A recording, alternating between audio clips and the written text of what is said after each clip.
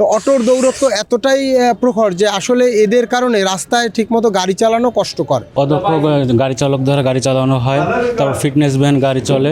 গাড়ির তো সবসময় আতঙ্ক, এই বুঝি হইল। সাম্প্রতিক সময়ে হঠাৎ করেই বেড়ে গেছে সড়ক দুর্ঘটনা। প্রতিদিনই কোথাও না কোথাও পাওয়া যাচ্ছে প্রাণহানির খবর।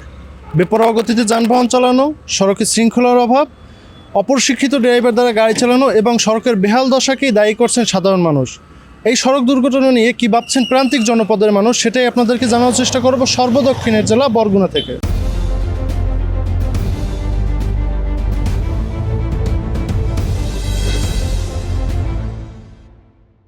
সড়ক দুর্ঘটনার প্রধান কারণ হিসেবে এই যে রাস্তার বাঁকগুলো, অনেক রাস্তা আছে আঁকাবাঁকা, যে রাস্তাগুলো আসলে সরকার অনেকদিন আগেই প্রজেক্ট নিয়েছিল সোজা করার, কিন্তু ঠিকাদারের গাফিলতিতে সেই রাস্তাগুলো এখন পর্যন্ত সোজা হয়নি।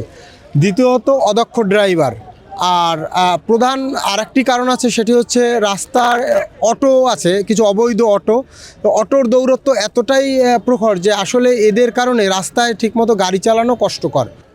দুর্ঘটনা ঘটতেছে, তার কারণ হলো এই যে অটো মাহেন্দ্র এই গাড়িগুলো হঠাৎ করে বাঁকে, তাদের হর্ন নাই, বাঁকে ঢুকে যায় গাড়ির। জীবনের সব আয়োজন এখানে একসাথে, তাদের সেভ করে দিয়ে গাড়ি বাইরে নামাই দেয়। বাংলাদেশে যে মহাসড়কগুলোতে প্রতিদিন দৈনন্দিন অ্যাক্সিডেন্টগুলো হয়, মানুষগুলা মারা যায়, এগুলো মানা কারোর কাম্য না। কারণ ঘর থেকে নামছে বাড়ি বিকেলে যাইতে পারবে তার নিশ্চয়তা নাই।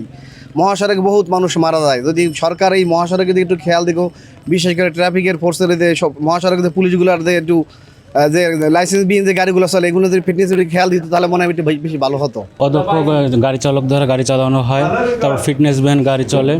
আর রাস্তাঘাটের যে অবস্থা, তাতে মনে করেন যে অটো রিক্সা, সিএনজি, ওদের কোনো তো ড্রাইভিং লাইসেন্স নাই, তারা যে কোনো সময় রাস্তার মাঝখান দিয়ে ডিভাইডার ক্রস করে চলাচল করে।